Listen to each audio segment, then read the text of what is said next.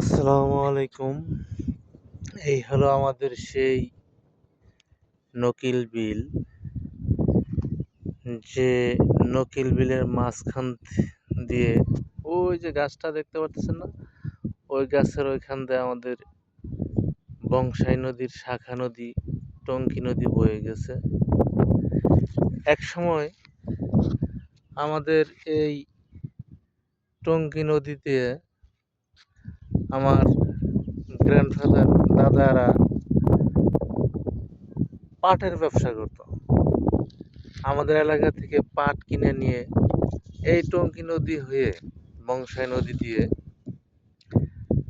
সেই সুদূর ফিলিপাইনের রাজধানী ম্যানিলাতে নিয়ে বিক্রি করতেন। আজ আমাদের সেই ঐতিহ্য পাট আর নেই, তাই আমরা এখন আর ওই ব্যবসা করতে পারতাছি না। এই হলো সেই আমাদের এলাকা। ভিডিও এখানে শেষ করলাম। আসসালামু আলাইকুম।